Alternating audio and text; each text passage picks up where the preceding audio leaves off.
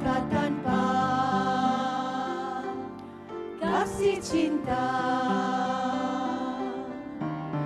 Hamba tak berguna.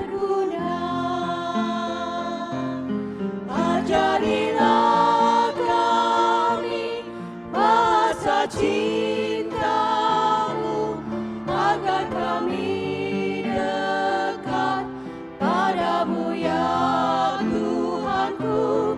Ajarilah kami bahasa cinta-Mu, agar kami dekat padamu. Andaikan aku pahami bahasa semua, hanyalah bahasa cinta. Kunci tiap hati, ajarilah kami bahasa cinta-Mu, agar kami dekat padamu ya Tuhanku. Ajarilah kami bahasa cinta-Mu, agar kami dekat padamu.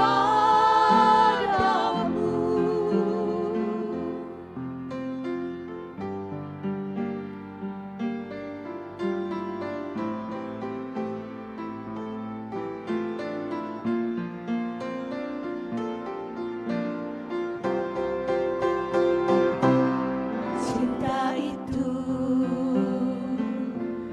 lemah lembut, sabar sederhana. Cinta itu murah hati, rela menderita. Ajarilah kami bahasa cinta-Mu, agar kami dekat padamu ya Tuhanku. Ajarilah kami bahasa cinta-Mu, agar kami dekat padamu, agar kami dekat padamu, agar kami dekat padamu.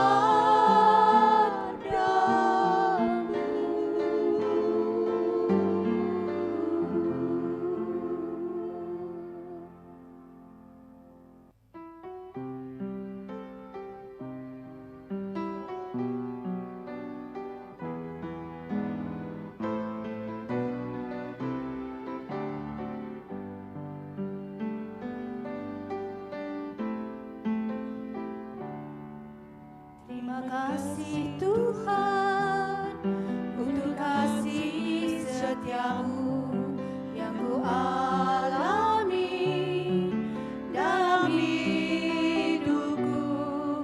Terima kasih Yesus untuk kebaikan-Mu sepanjang hidupku. Terima kasih Tuhan untuk kasih setia-Mu yang ku alami dalam hidupku. Terima kasih Yesus untuk kebaikan-Mu sepanjang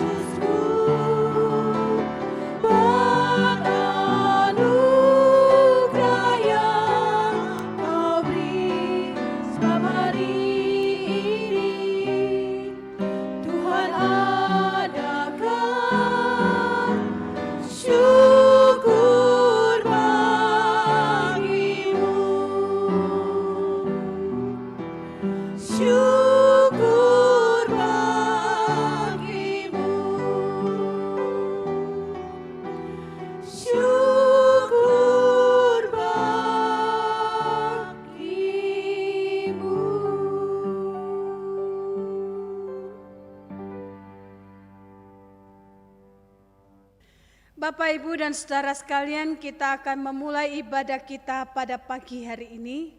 Marilah kita tenangkan diri kita sejenak, kita masuk dalam saat teduh.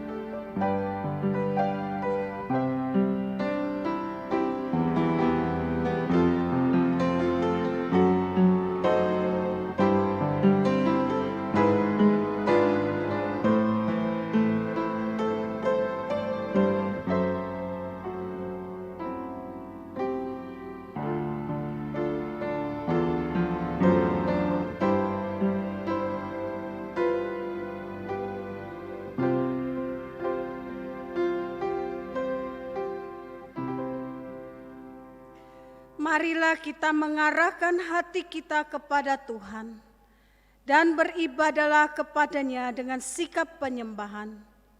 Pertolongan kita datangnya dari Allah yang menciptakan langit dan bumi serta segala isinya, dan yang tidak pernah meninggalkan hasil perbuatan tangannya. Turunlah atas kita sekalian kasih karunia dan damai sejahtera dari Allah Bapa, Allah Anak, dan Allah Roh Kudus. Amin. Shalom, selamat pagi Bapak, Ibu, dan saudara yang saya kasihi dalam Tuhan. Ketika kita beribadah di gereja, kita merasakan bahwa Tuhan hadir di tengah-tengah kita. Namun ketika kita diminta untuk mengadakan ibadah di rumah kita masing-masing, sering kita merasa bahwa itu sepertinya Tuhan tidak ada. Sebenarnya itu adalah sebuah kesalahan. Karena Tuhan hadir di mana 2-3 orang berkumpul, maka percayalah saat ini pun Tuhan hadir sekalipun kita beribadahnya di rumah kita masing-masing. Karena itu lakukanlah ibadah ini dengan takut akan Tuhan dan dengan sungguh-sungguh. Tuhan memberkati kita semuanya. Mari kita memuji Dia dengan pujian Tuhan Allah hadir.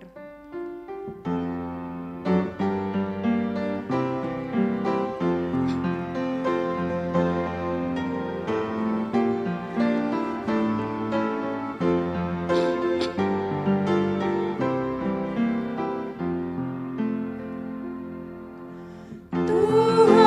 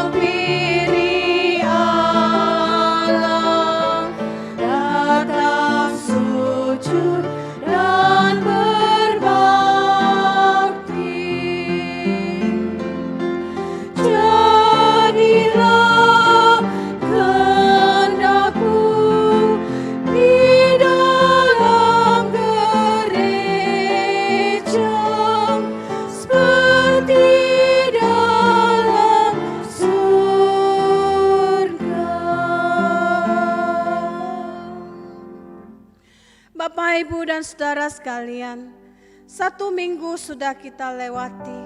Tentunya ada banyak hal yang sudah kita perbuat, baik itu melalui perkataan kita, perbuatan kita, tingkah laku dan segala tindakan kita yang secara sadar atau tidak telah melukai sesama kita, baik itu pasangan kita, suami, istri, anak-anak, bahkan orang-orang yang berada di sekeliling kita.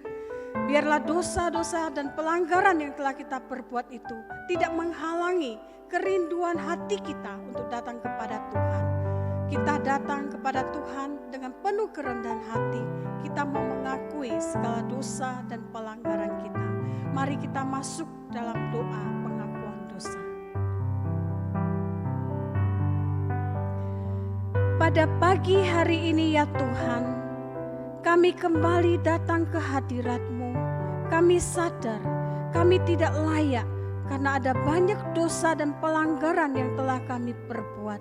Baik itu melalui perkataan kami, perbuatan kami, tingkah laku dan segala tindakan kami, baik secara sadar atau tidak telah kami lakukan, melukai sesama kami, bahkan terlebih lagi telah melukai hati Tuhan.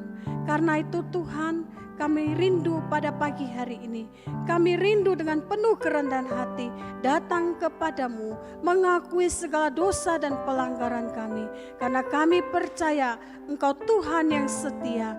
Engkau akan mengampuni setiap orang yang datang dengan sungguh-sungguh, mengakui dengan tulus ikhlas di hadapan Tuhan akan segala dosa dan pelanggaran kami. Terima kasih Tuhan, biarlah Engkau menolong kami untuk memiliki satu tekad hidup lebih baik lagi, hidup taat dan juga sesuai dengan apa yang Tuhan kehendaki untuk kami lakukan di dalam kehidupan kami sebagai orang percaya.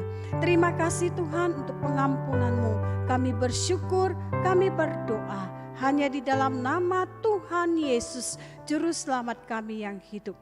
Amin. Marilah sebagai orang yang sudah mengakui dosa dengan tulus ikhlas di hadapan Tuhan, dengarkanlah berita anugerah yang terambil di dalam kitab Yesaya pasal yang ke-44 ayat yang ke-22. Demikian bunyi firman Tuhan.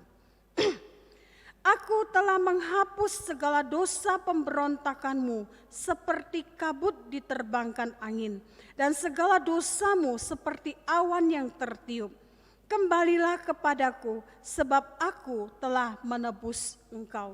Kita akan bersama-sama membacakan petunjuk hidup baru yang terambil di dalam Injil Matius pasal yang ke-19 ayat yang ke-6. Injil Matius pasal yang ke-19 ayat yang ke-6. Demikian bunyi firman Tuhan. Demikianlah mereka bukan lagi dua, melainkan satu. Karena itu, apa yang telah dipersatukan Allah tidak boleh diceraikan manusia. Sedemikian jauh petunjuk hidup baru. Bapak, Ibu, dan saudara yang saya kasihi dalam Tuhan. Seringkali kita mendengar orang mengatakan keluarga yang senang adalah keluarga yang diberkati. Keluarga yang senang adalah keluarga yang melimpah dengan harta kekayaan. Keluarga yang bahagia adalah keluarga yang dapat memenuhi segala apa yang mereka inginkan. Namun yang menjadi pertanyaan bagi kita, benarkah keluarga yang senang adalah keluarga yang demikian? Ternyata tidak sepenuhnya benar. Keluarga yang senang adalah keluarga yang hidup takut akan Tuhan. Keluarga yang bahagia adalah keluarga di mana Tuhan hadir di dalam kehidupan mereka. Anak, cucu, semua hidup takut akan Tuhan, maka Tuhan ada di tengah-tengah keluarga mereka. Itulah kesenangan yang sesungguhnya. Mari kita akan bersama-sama memuji Tuhan. Kita akan nyanyikan pujian keluarga senang.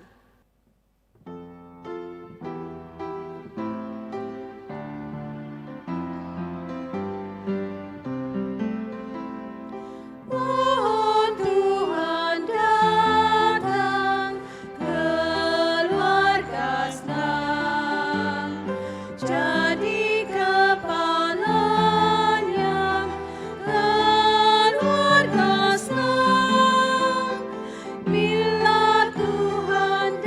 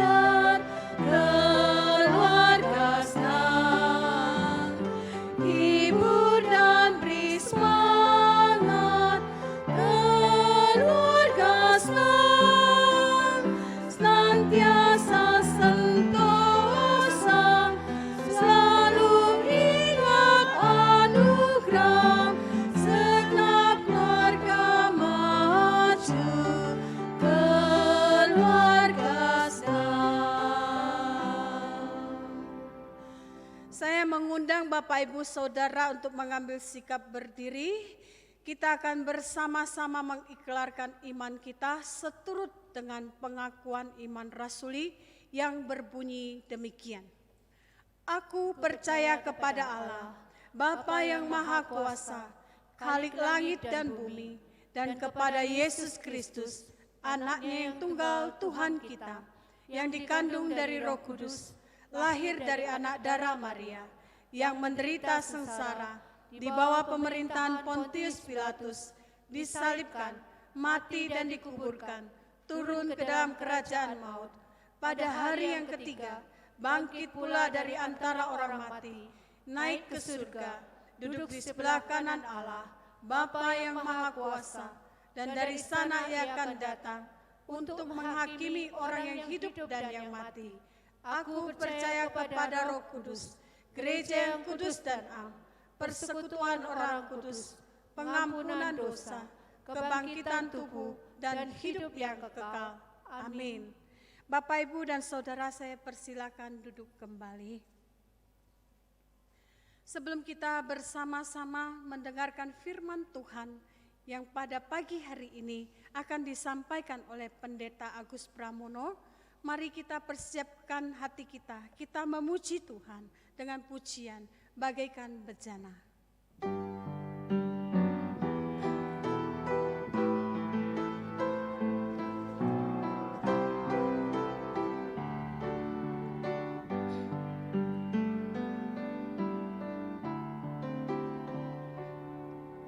Bagaikan bejana siap dibentuk, demikian hidupku di tanganmu.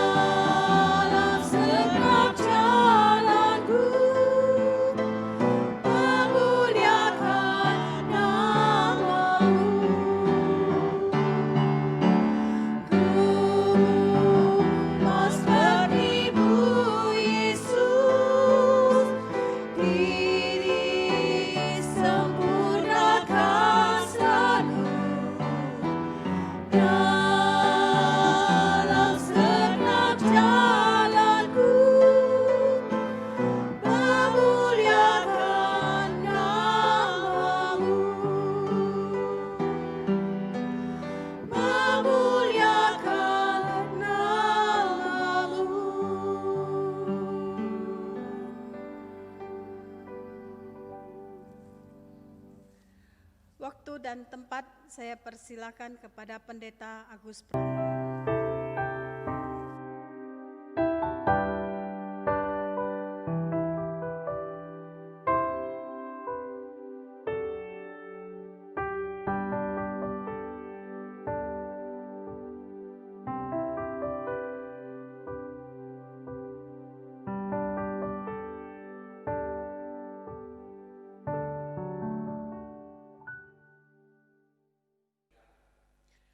Shalom, selamat pagi Bapak Ibu Saudara Jemaat yang dikasihi dalam Tuhan. Mari kita sebelum membaca dan merenungkan firman Tuhan, saya ajak kita berdoa terlebih dahulu. Kami naikkan syukur untuk segala berkat pemeliharaan-Mu dalam kehidupan kami, sampai saat ini kami ada. Kami bersyukur kalau kami dapat memuji dan menyembah Tuhan melalui ibadah online. Kami percaya Engkau hadir di dalam ibadah rumah yang kami lakukan, baik secara pribadi ataupun bersama dengan keluarga. Kiranya kami tetap merasakan akan persekutuan yang indah bersama dengan Tuhan, serta tetap bertumbuh dalam firman-Mu. Tiba saatnya kami akan merenungkan firman-Mu. Urapi hamba-Mu dalam segala kelemahan dan keterbatasannya, untuk dapat menyampaikan firman-Mu dengan benar dan baik, dan berkati setiap jemaat-Mu yang mendengar firman-Mu. Di dalam nama Tuhan Yesus, amin. Mari kita buka Alkitab kita. Pagi hari ini kita akan membaca dari Efesus pasal yang kelima, ayat yang ke-22 sampai 33. Efesus pasal yang kelima, ayat 22 sampai 33. Demikian bunyi firman Tuhan. Hai istri, tunduklah kepada suamimu seperti kepada Tuhan, karena suami adalah kepala istri, sama seperti Kristus adalah kepala jemaat. Dialah yang menyelamatkan tubuh. Karena itu sebagaimana jemaat tunduk kepada Kristus, demikian jugalah istri kepada suami dalam segala sesuatu. Hai suami, kasihilah istrimu sebagaimana Kristus telah mengasihi jemaat dan telah menyerahkan dirinya baginya, untuk mengkuduskannya sesudah ia menyucikan dengan memandikannya dengan air dan firman, supaya dengan demikian ia menempatkan jemaat di hadapan dirinya dengan cemerlang tanpa cacat atau kerut atau yang serupa itu, tetapi supaya jemaat kudus dan tidak bercelah. Demikian juga suami harus mengasihi istrinya sama seperti tubuhnya sendiri. Siapa yang mengasihi istrinya, mengasihi dirinya sendiri. Sebab tidak pernah orang membenci tubuhnya sendiri, tetapi mengasuhnya dan merawatinya sama seperti Kristus terhadap jemaat, karena kita adalah anggota tubuhnya. Sebab itu laki-laki akan meninggalkan ayahnya dan ibunya dan bersatu dengan istrinya, sehingga keduanya itu menjadi satu daging. Rahasia ini besar, tetapi yang aku maksudkan ialah hubungan Kristus dan jemaat. Bagaimanapun juga bagi kamu masing-masing berlaku, kasihilah istrimu seperti dirimu sendiri, dan istri hendaklah menghormati suaminya. Bapak, Ibu, dan Saudara yang dikasihi dalam Tuhan, kita patut prihatin dengan semakin banyak dan semakin maraknya pernikahan yang berujung pada perceraian. Mulai dari public figure, artis, sampai masyarakat bawah, kita banyak menjumpai kasus-kasus perceraian. Masalah yang utama bukan terletak pada masalah ketidakcocokan antara suami dan istri, tetapi lebih terletak dari sikap orang yang semakin lama semakin menganggap remeh pernikahan. Ketidakcocokan itu merupakan masalah dan alasan klasik bagi orang-orang, bagi pasangan yang memutuskan untuk bercerai. Padahal alasan itu, ketidakcocokan itu dijumpai mulai zaman Adam dan Hawa, Adam Malik, Adam air jatuh, sampai Adam Levin pada saat ini. Maka kita terus akan menjumpai ketidakcocokan. Dalam anak kembar identik pun kita tetap menjumpai ketidakcocokan. Yang satu suka dengan berambang goreng ketika mengkonsumsi makanan. Tetapi yang satu dengan baunya pun sama sekali dia tidak suka. Oleh karena itu firman Tuhan dengan jelas mengatakan bahwa pernikahan itu adalah menyatukan kedua pribadi yang berbeda, bukan menyamakan dua pribadi. Bapak, Ibu, dan Saudara yang dikasihi dalam Tuhan, perceraian itu adalah salah satu dari sekian banyak sikap yang sebenarnya itu sama. Perceraian, perselingkuhan, adanya wanita idaman lain, pria idaman lain, adanya suami simpanan ataupun istri simpanan, nikah kontrak, kekerasan dalam rumah tangga, semuanya itu berakar dari sikap yang tidak menghormati dan mengkuduskan akan pernikahan.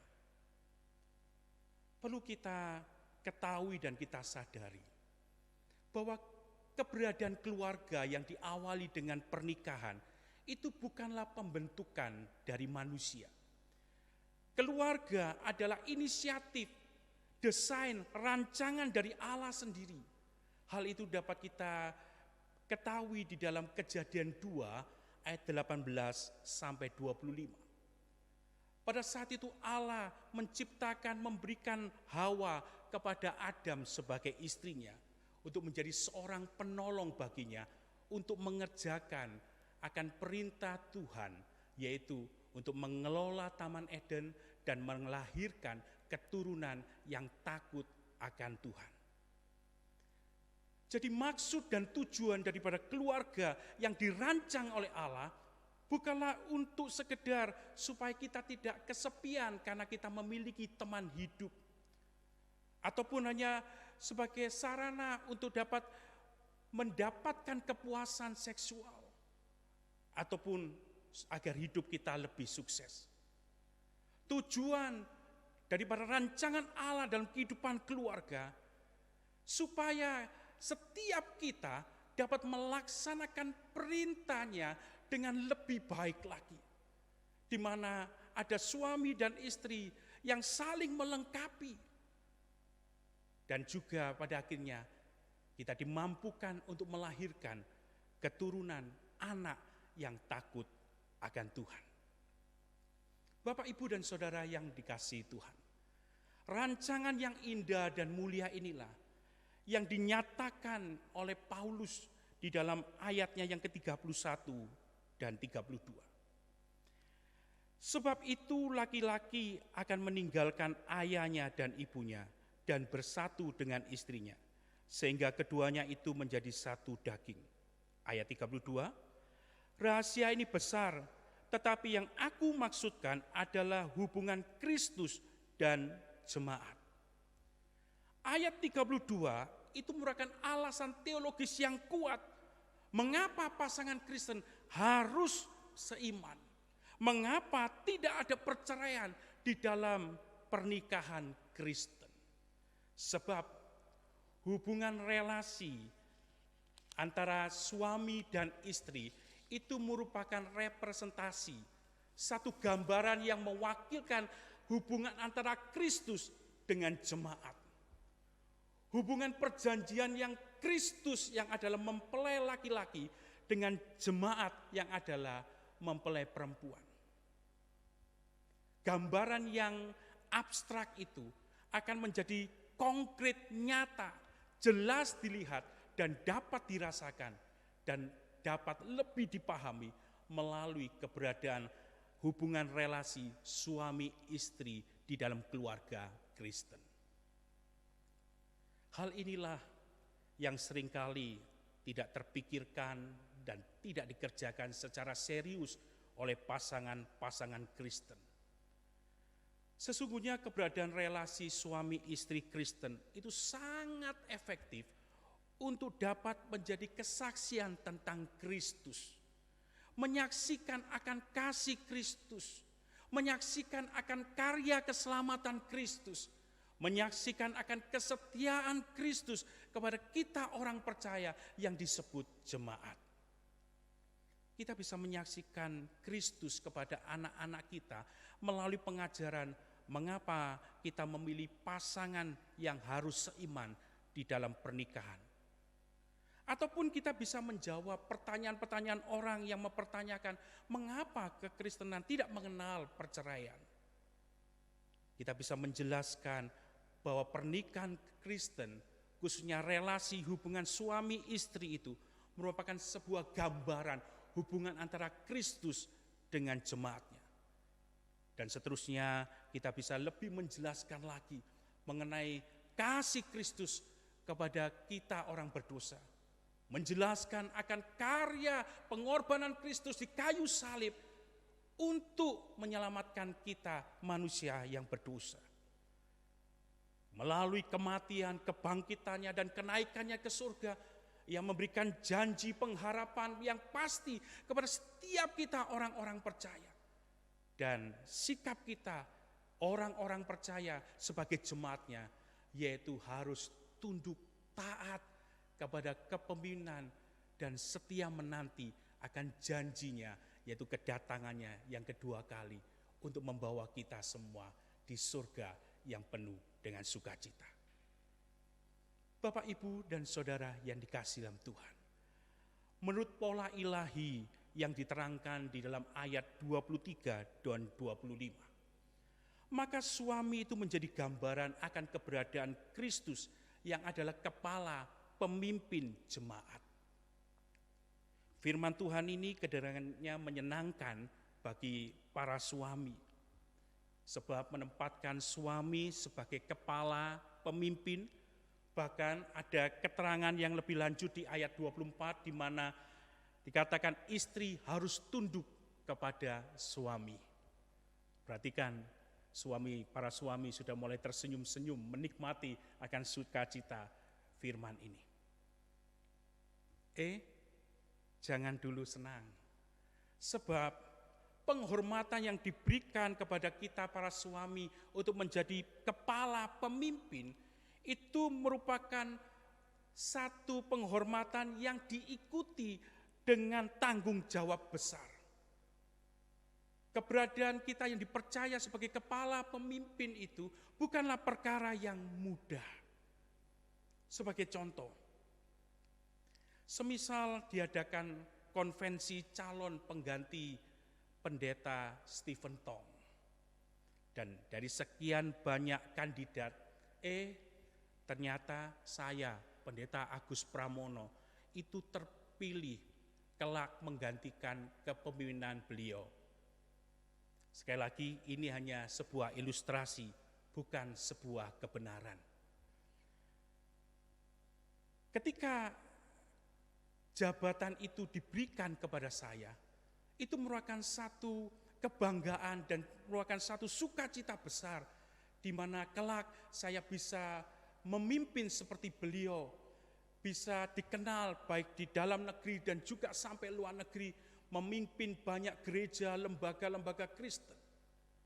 Tetapi di sisi lain saya menyadari itu ada hal yang menakutkan, karena karakteristik dari kepemimpinan pendeta Stephen Tong seperti yang setia, humble, pengajaran yang alkitabiah dan lain sebagainya, itu menjadi karakteristik di dalam kepemimpinan saya. Itulah yang saya katakan tidak mudah ketika satu penghormatan diberikan kepada kita untuk menjadi kepala pemimpin. Tetapi kita harus mengerti akan tanggung jawab besar di dalam kepercayaan itu. Dan memang Rasul Paulus di dalam bagian ini tidak berbicara mengenai masalah kekuasaan. Terlebih-lebih Rasul Paulus memahami betul bahwa zaman di mana jemaat Efesus hidup pada saat itu adalah zaman yang sangat meninggikan akan kedudukan laki-laki. Akibatnya para suami bisa dengan bebas sewenang-wenang melakukan apapun terhadap istri. Dan tidak ada hukum yang menjeratnya. Hal itu dapat kita perhatikan daripada kisah perempuan yang kedapatan berzina. Yang namanya berzina itu pasti ada dua oknum. yaitu laki-laki dan perempuan. Tetapi yang kita dapati adalah pada saat itu, yang wanita saja yang dibawa di hadapan Yesus untuk diadili.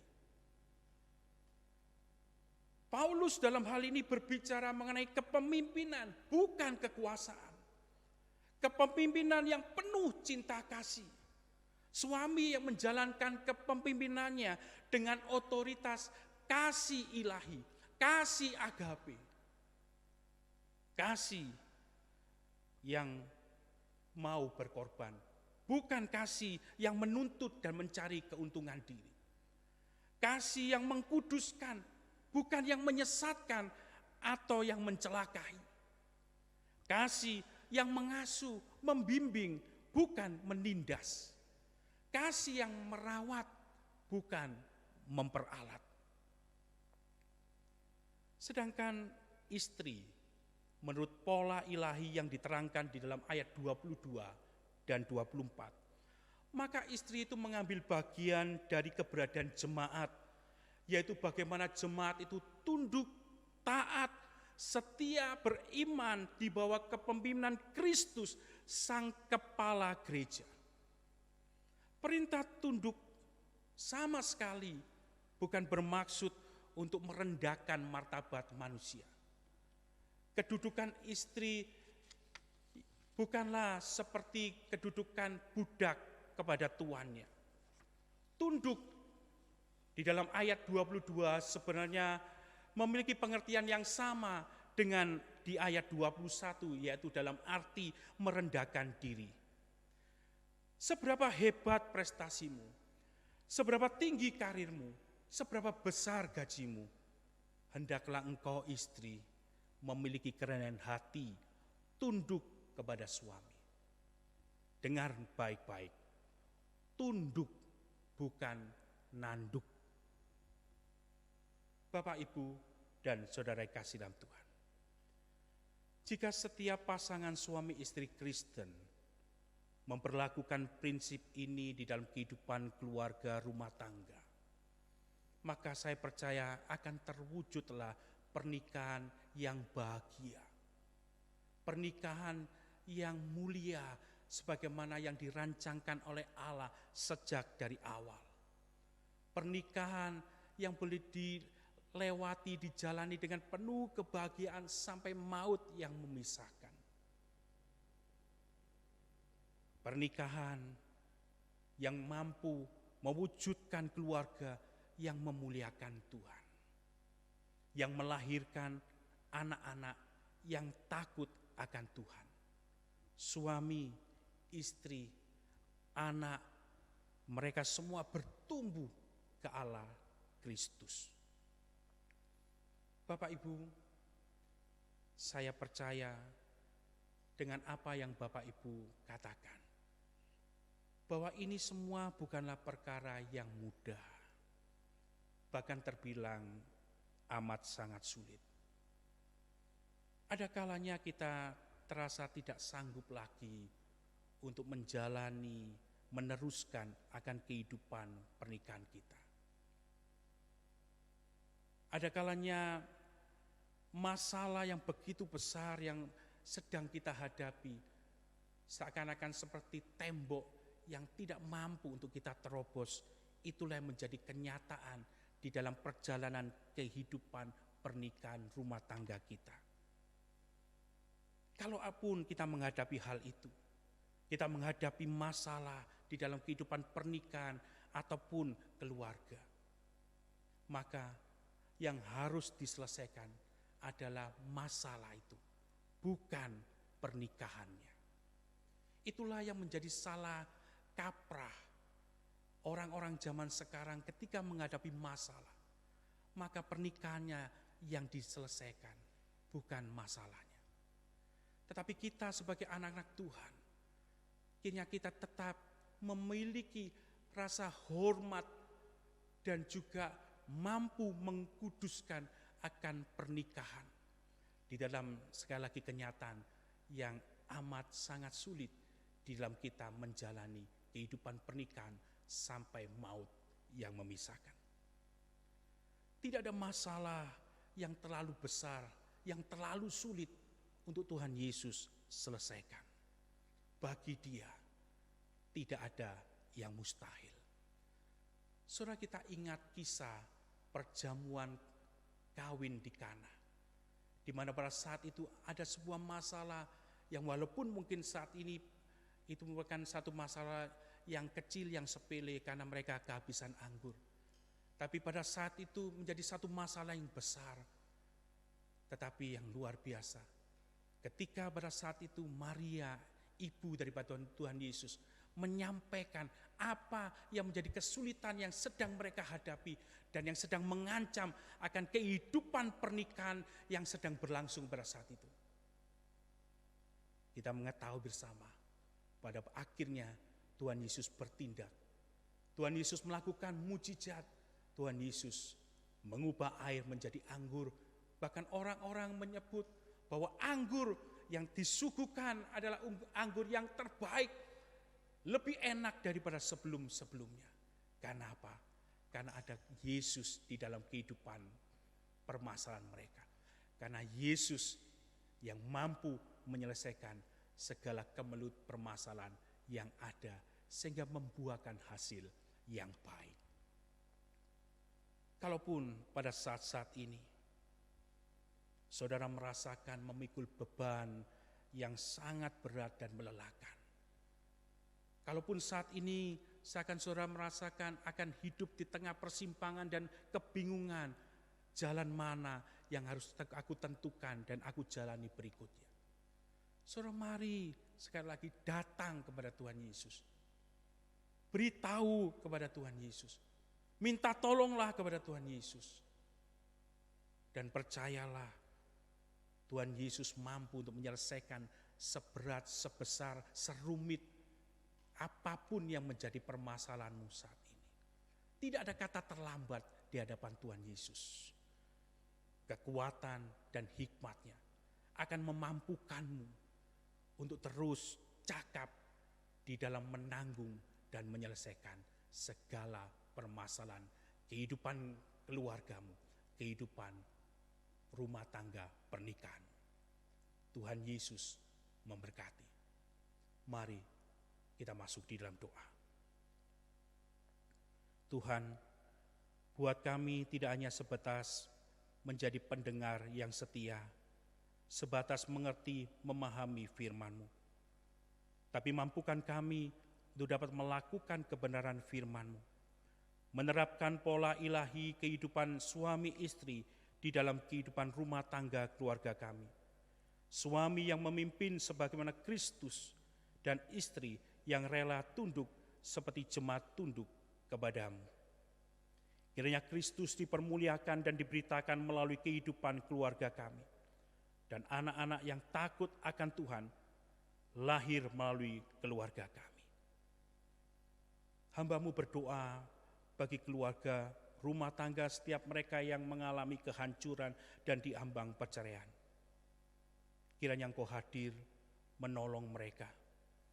Kiranya Engkau curahkan kasih ilahi, kasih yang tanpa syarat, kasih yang rela berkorban, kasih yang mampu mengampuni tanpa batas, mengalir dalam hati, pikiran, dan kehidupan mereka saat ini.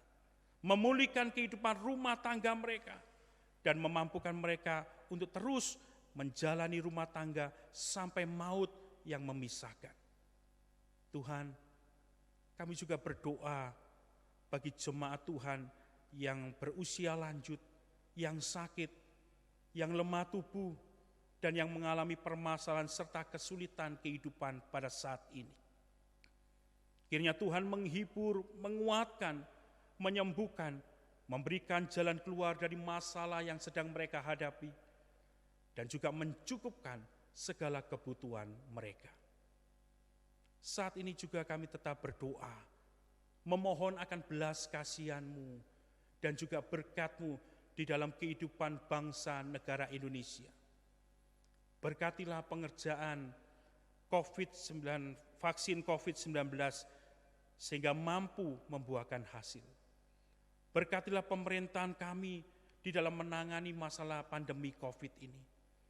Dan juga masalah ekonomi, sosial, politik, dan masalah-masalah lain sebagai akibat dampak adanya pandemi ini. Tuhan, tambah-tambahkan hikmat kepada pemerintahan kami.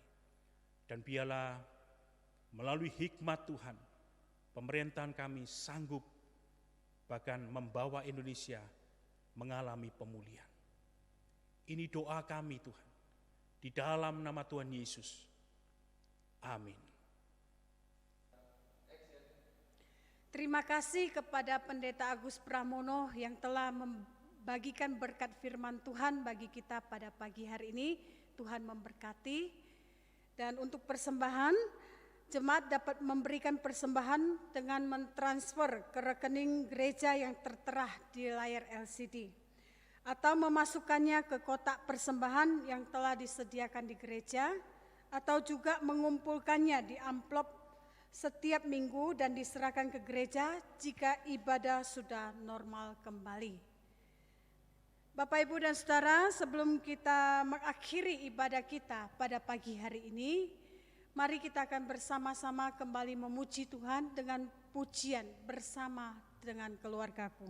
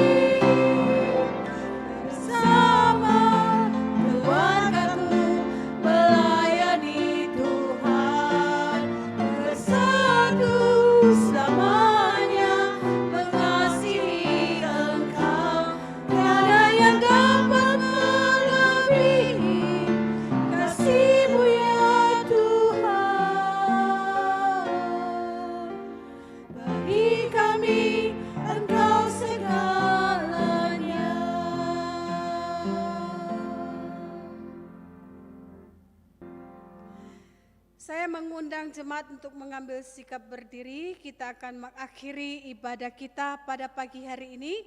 Kita nyanyikan pujian doksologi, kemudian doa berkat akan disampaikan oleh Pendeta Agus Pramono, dan kita akhiri dengan pujian Amin Song.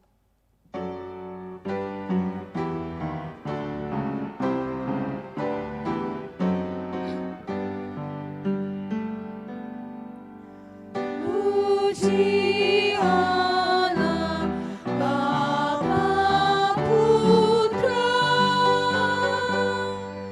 puji Allah Roh Kudus,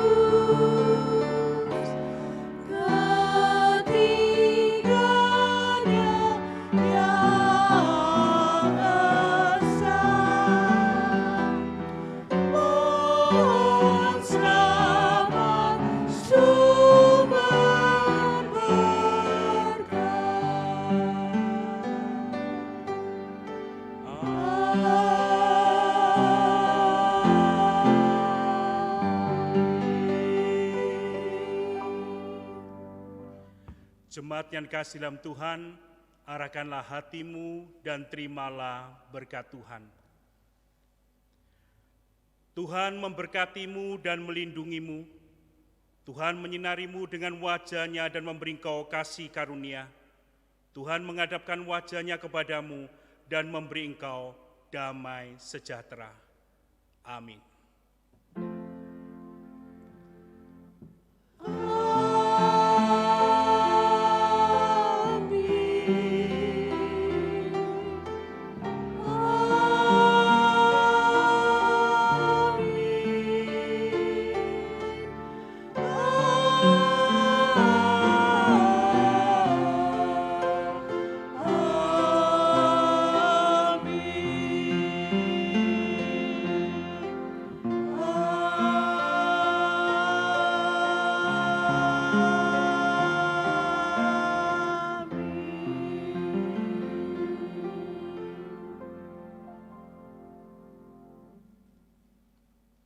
Ibadah telah selesai.